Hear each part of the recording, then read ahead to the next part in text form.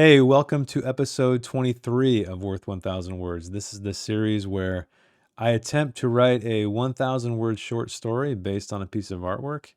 And today we have something not for the faint of heart. It's a little bit gory, it's a little bit violent, maybe intense. So if that is something you're not into, you may want to look away. But for those of you who want to delve into the dark woods of my brain, I guess, please continue watching. This one was a lot of fun for me. It was unexpected. It was challenging. This was probably the longest one I've ever done, I think, or thereabouts. But anyway, before we get into the artwork, let's talk about the music. I know I listen to Cliff Martinez a lot, thinking about listening to a soundtrack for Too Old to Die Young, but I already did that. So I went with Drive, the old Ryan Gosling classic, and I think it fit it nicely. Imagining some of the scenes in that movie, I think really helped put me in the headspace. All right, let's check out today's artwork. Today's artwork is titled Laundry Done, and it's by a senior concept artist at Massive Entertainment named Rishiraj Singh Shekhawat from Malmo, Sweden. And I'm sure you can see why this seemed appealing to me. It tells such an interesting story. There's no people at all. Well, I mean, you can see there is someone's arm sticking out of this machine in the background. There's blood smeared everywhere. There's handguns. Something went down here. What is it? I don't know. But I am very, very anxious to find out. And I think one thing that's challenging about stuff like this is that there's really nothing to draw from in terms of characters in the piece, right? I only see one character left. Presumably there's more. Maybe not. Maybe that was it. I just see one gun. I see one arm. I see a couple of streaks. But I guess I'll just have to figure that out. I have a feeling that this one's going to be a little bit out there, but that's part of the fun. Something about just all the gore has I know this sounds twisted, but I feel like there's a comedic value there. So Risharaj, thank you for this artwork. It's awesome. It's very narrative, and I really appreciate that. So let's see what I came up with.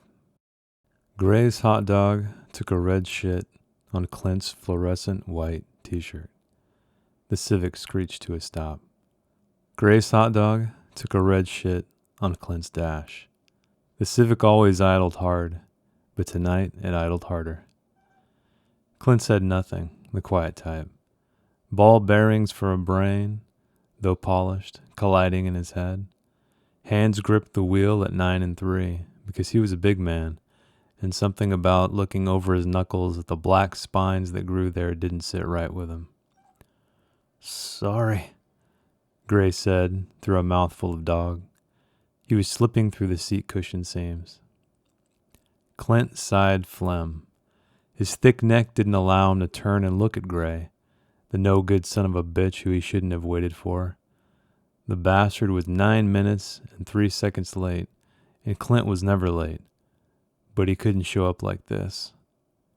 I can't show up like this, Clint said to the crystal-clear windshield. No bug dared die there, not on his watch. I know, Gray said, two-fisting his hot dog that was shrinking as much as him. He scanned the street for something, anything, anyone. Crammed between a Chinese place and a DVD rental place was a laundromat, neon letters flashing, "Drain that stain." It must be fate, Gray said. Look at that. He pointed with his hot dog, which drizzled yet another red turd on Clint's forearm.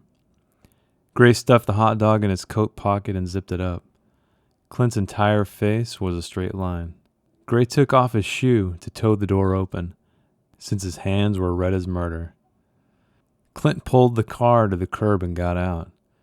His ketchuped forearm was locked to his side, as if he had lost use of it. Gray opened the laundromat door for him, and Clint entered as if he were alone. Inside was as cramped as the outside looked. A row of machines stood to the side, a few on the wall. Graffiti, as to be expected. Clint noted the bench, how clean it was. and he sat, closing his eyes to take in the unblemished surface. From his new vantage, facing the machines, he saw they were clean too. Sharp lines, gloss-topped, and at attention. Soldiers waiting to serve him. This'll do, he thought. Gray paced the entryway, fishing condiment grease quarters from his pocket. Clint eyed him and shook his head, sighing more phlegm. Gray slotted as many quarters as the peeling label instructed, before offering his help to right his wrong. Those murder-painted hands hovered in front of Clint, to which Clint didn't oblige with another headshake, getting dizzy from all the disappointment. "Oh, right," Gray said and pulled his jacket and shirt off over his head to clean himself. Clint stood 3 heads over Gray, breathed on him long enough for a drop or two of piss to eject from his retracted penis, and then tossed his shirt into the washer. He went back to the bench, rested, crossed arms on his belly, and wished Gray would get the fuck out of his line of sight. Gray didn't. He leaned against the running machine, ribs and nipples sticking out as if they were something to look at. He sniffed. "Smells like a pet store in here, don't it?" Gray said. He sniffed his hands, then himself. "It is," Clint said. "Huh?" "Animals use places like these." Gray guffawed, did the leg slap too, the walking cliche was. Then Clint saw a translucent flake jostling on the running machine. "Animals," he said again. Gray laughed again like Clint said a new joke. What looked like a black thorn shot up from between the machine and wall. Clint flexed his hand as it tumbled overhead to land on Gray's head. Gray flinched, then grabbed at it. Cross-eyed, he examined it closely. "What the..." Clint's nose tickled. He sniffed. Gray was right. It did smell like a damn pet store. A particular part. Clint followed the scent. Colder, warmer, warmer. It was strongest at the wall. The 3 black portals looked back at him with their emptiness. Then he smelled ketchup. He turned, enough to bump into Gray, who was standing too close. Always standing too close.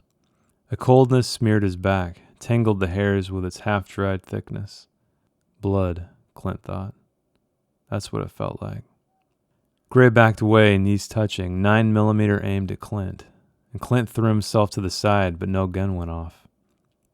Between Clint's crooked legs, the blackness of those machine doors slithered across the floor, wet and thick and spined with more black. It encircled Gray's leg, and he fired a clip's worth of rounds. By then, another tentacle wrapped around his torso and dragged him to its hole. Actually, 2 holes, one coming from each, above and below. Gray would have screamed if a third hadn't coiled around his mouth and neck. His arms were free, though, and they grabbed at the air between him and Clint. Clint had his own piece drawn and ready. He sighed phlegm and put a bullet through Gray's head. He went dark as one tentacle twisted his head off, the other fighting for his lower half. Soon Gray was in 2. Gray's body took a red shit all over Clint. Not a spot was clean. Even his backside dripped with it. Clint emptied his clip, and when that was done, beat at the tentacle now around his waist with the stock, losing his grip and all the slipperiness. Fell to the ground, where he clawed tile and everything he could get his hands on, but it all felt like air. Far-sighted as he was, the sign didn't come into focus until he was halfway inside one of those machines. The neon flickered irony, bright and intense enough for him to where he could see it far back in the depths of the machine that wasn't really a machine, while he was slowly consumed. All right, let's take a little bit of time and talk about this weird-ass story I came up with. It took me a couple minutes of just staring at this to figure out if I was going to start it on the interior of this place or the exterior, and I chose exterior. And I imagine these 2 characters, right? There's only one arm in the photo, but I wanted to have a dialogue of some kind. I don't know. I was just playing with opposites, I guess. And you can see that Grayson, who I named Gray at the end, and Clint are quite opposite. And I needed to get these two guys to a laundromat. And so, as you can see, the first line is Grayson's hot dog took a red shit on Clint's fluorescent white t shirt. And there's something else I wanted to do here. Or maybe I'm not sure if I wanted to do it or if it just felt right, but you'll notice that a lot of the sentence structure is very simple. It's abrupt. It's not as, let's say, flowy as I can get sometimes. I mean, there's a couple of longer sentences here, but most of them are short, and I wanted to create the voice of these characters to be that way. I imagine these two guys being criminals of some kind or part of some kind of organization, and they're like the goons. And so another thing I wanted to do here is dabble with the omniscient, and I never write that way. And the reason why I chose omniscient is because our character in the image is dead, meaning I can't do any POV work with a dead person. Now, I think I was mostly omniscient. I think I may have slipped into Clint's head a bit more. He kind of turned out to be the main character. And so I have these two characters. Clint, I've established is a big dude. He's got ball bearings for a brain rolling around in his head. More imagery, hopefully, to convey the type of person he is. He's a big tough guy. That was the thinking there.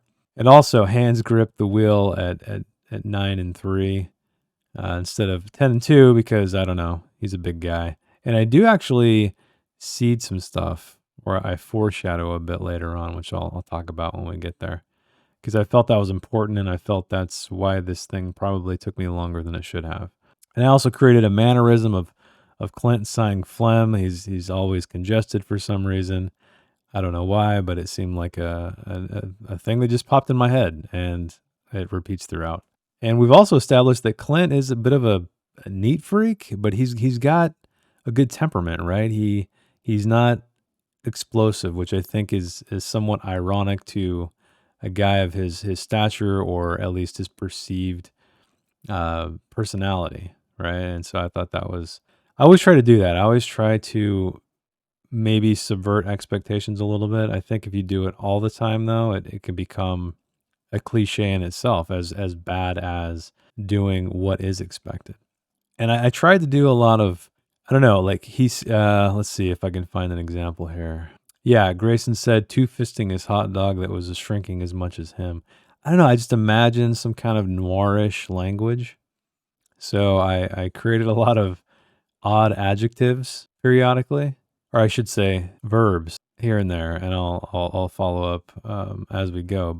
And I continue the more red shit. Now I think this is the last straw for Grayson or for Clint, but he keeps his cool still. And at this point, I had no idea how I was going to end it. I think the first thing that came to mind was these two guys in some kind of fight that resulted in this debacle we see here. This is conclusion with blood everywhere. It didn't go that way, as you know. I went some weird monster route that just sort of happened. The reason why I was thinking about these two guys getting in an altercation is you've seen that movie. You've seen that scene in that movie where we have these two kind of buffoons. They get in an argument about something petty. In this case, ketchup on a shirt, and then just all hell breaks loose, and things are worse than they started, quite a bit worse usually. And so here I'm having Grayson, or as Gray, I'll just keep calling him Gray, or try to, because I'm reading this, but he's trying to solve the problem. So he spots a laundromat between a Chinese place and a DVD rental. So that's a bit dated. I feel like it kind of illustrates maybe what this street is like. They have some old school stuff, not necessarily that this happens in the past, but finding a DVD rental store now is a bit of an anomaly. But here's another line that's kind of noirish. Gray took off his shoe to tow the door open since his hands were red as murder. So I try to do things like that. It was a fun exercise to create that atmosphere, and hopefully the writing itself speaks to who these characters are. That was the goal. And now we finally have our characters. We're a little over 300 words in, and they are finally in the laundromat. I don't know if that's a bit of a cheat because, if someone's reading the story or listening to it as I read it, it takes them a little bit, maybe a third of the story, I guess, to actually get into the image. So maybe in retrospect, I would have started them in the laundromat. I don't know. And here we go. There's more character attributes where Clint noted the bench, how clean it was, and he sat, closing his eyes, taking the unblemished surface. And I think I wanted to play with that as well because this is a mess we're looking at. This is a bloody mess. There's graffiti everywhere. And I thought it would be funny for Clint to have that attribute of being like a clean freak, to a degree anyway. And I just went back up to add some dialogue. I take it out later because I felt like I should make Clint more of a silent type, which I even spell out in one of the sentences. And here's another, weird adjective, right? We have Gray paced the entryway, fishing condiment grease quarters from his pocket. And then we have Clint sighing more phlegm. And another, Gray slotted as many quarters. I think things like this, which they just totally popped in my head, I think because of the vibe of the whole image, but it's a really cool way and actually discovery for myself to find verbs that really speak. You could say Grayson put as many quarters uh, into the machine as the peeling label instructed. But something about slotted, it's more of that noir feeling. It's more gritty, and I think that using verbs like that, which I need to remember from time to time when I'm writing my novels, but I think those are more powerful and more visual than the standard. And here we have Gray. He's just, oh yeah, I got crap all over my hands. Wait, let me clean myself up before I help you out. And then Clint stands. He's a large man, 3 heads over Gray, breathing on him long enough for a drop or two of piss to his cheek. See that was for Gray. That line was for Gray. But actually, when I did the narration, when I read the story, it sounds almost like that's from Clint. So I should have been more specific there. But I don't edit these after the fact, so I had to just keep it as is. And I'm about halfway and starting to turn it around, right? It smells like a pet store in here. This is when I discover, hey, maybe there's a tentacle monster in these washing machines. I don't know why it went there. I guess because I imagined this guy getting pulled into it, but it could have been just a situation where 2 men get an altercation and then another man jams him into it. But I saw blood on the upper one, and I just figured like maybe I should make better use of the space. And here we get a little bit of the Clint turning his nose up. He's animals use places like these, and he himself being not of that social class. It's a bit ironic, but he perceives himself to be higher than others. And I don't know. I mean, I didn't anticipate this. I didn't try to do it. I noticed my accent was a little southern in the read over. I guess that's just where I go when I think of characters like these. I have no idea, but it's just what happened. And I'm almost to an hour. I have yet to reach 1,000 words. This one took a long, long time.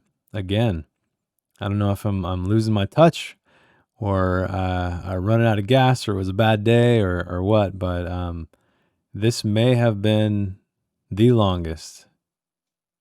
I'd have to go back and look at my other videos and see. But an hour and 40 minutes pretty much was it. And here I have these translucent flakes, which I imagine the creature is probably shedding. That was the thought process there.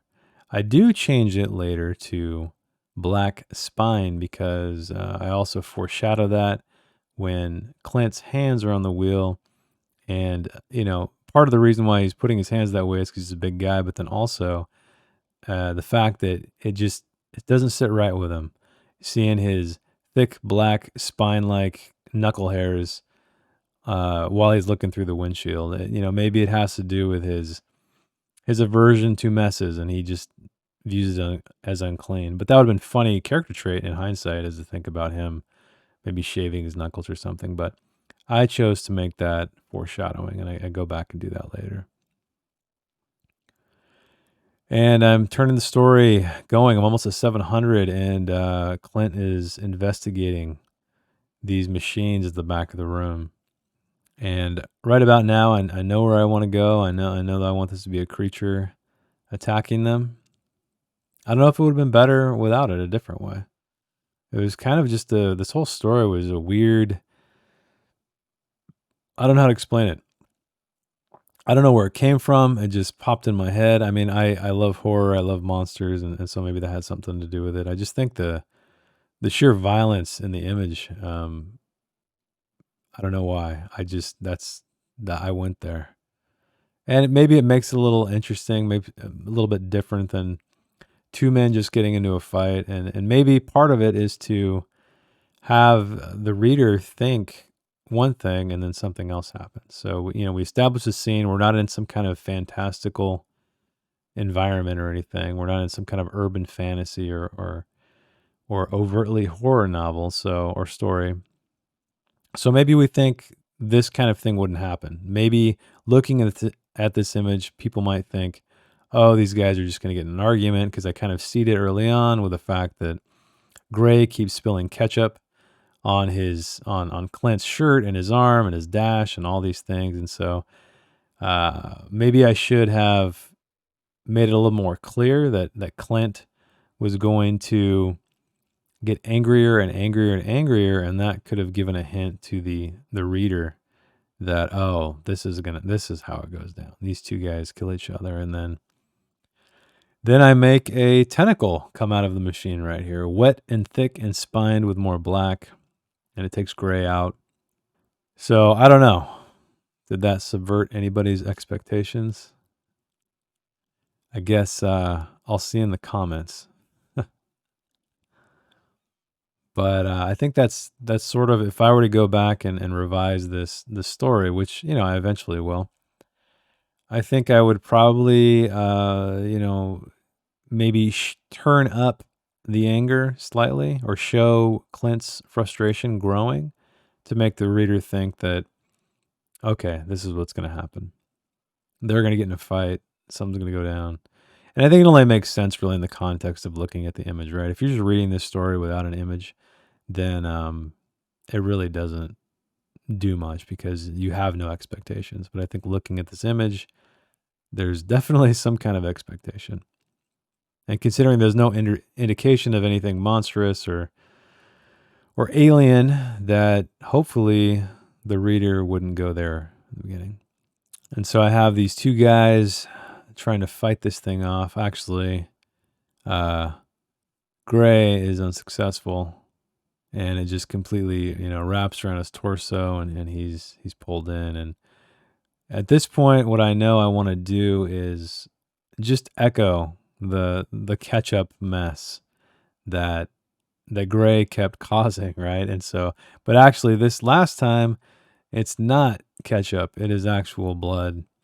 And when Gray is torn in half, his body, I think I write, his body takes a big red shit all over Clint. And another thing I wanted to do is hopefully have the meaning of the sign, like kind of be a hint at what is to happen. I think I changed it to drain that stain. I don't know, probably could have been better. Under the pressure of the clock, that's all I came up with. But I think it would have been cool to have, and I do note in the very last sentence, I believe, that there's an irony there, right? Drain that stain, which I guess could work. These machines acting as a drain, and the stains acting as these two people in society, if you want to get all serious about it. but this story is not very serious, clearly. But I think that would have been something interesting if I would have found out a more clever word to maybe hinted the idea that this is more than a regular laundromat. Something, and I did think about it, but I liked the alliteration of drain and stain, or I should say the rhyming of drain and stain. And like I said, the clock made me just go and not stop because I'm looking at it right now. I haven't even hit 1,000 words yet, and I'm already at an hour and 20 minutes. And I'm like, crap, I still have to go back and fix this stuff. Luckily, it wasn't too much fixing. I didn't have to like go back and forth between 2 words and 3 words. And you can see right here, this is where I'm actually messing with the laundromat's name, or considering it, I should say. I'm looking back at it to write this last line and hopefully find something clever. But it stayed to drain that stain. And oddly enough, I get to the end before I hit even 1,000. So I have to add some more stuff here. And I did remember there were some things. This is where I add the foreshadowing of the black spines, the hair on his knuckles. So I knew I had some work to do, go back. So I was glad that I didn't quite hit 1,000, even though you can see now you can see how quickly these words add up. And it's funny because normally when you write, you're trying to get a word count in. That's the goal, right? So you feel like you made progress. Whereas on these, it's all about the economy of words. And you have to be really careful because you don't have many to work with. And I do my best to tell a cohesive story that has a beginning, a middle, and an end, and hopefully some kind of, oh, there I am playing with devoured backwards. Yeah, I don't know. That was probably stupid, I guess, but you can see I'm sitting here staring at drain that stain and going, oh, there's got to be something better. There's got to be something better. But I give up. I let it lie because here I am at an hour and a half, still trying to fix things up. So in about 10 minutes, I'll be wrapping this up, and yeah, it ended up okay. I did notice some errors after I read it the second time in terms of like just odd sentence repetition that I didn't care for, which will be fixed when I publish it at some point. But that's okay. These exercises are supposed to be raw. They're supposed to demonstrate like, hey, look, you can take a piece of artwork and use it as a writing prompt and create a compelling story. At least hopefully the stories I'm telling are interesting. Because sometimes that's the most difficult thing, is coming up with the idea, right? So don't feel bad. Don't feel like you can't be inspired by other mediums like artwork. I think I'm an extremely visual person, uh, and I try to write very visually. I love artwork, and so I think that was just my first inclination. Is like, well, what if rather than using a writing prompt, what if I used a piece of artwork? And that just kind of spawned this entire series, and it's been a lot of fun. And there I am, 1,000 words, picking away at things here and there, trying to just clean up some sentences, do a final pass, but overall, it was all right.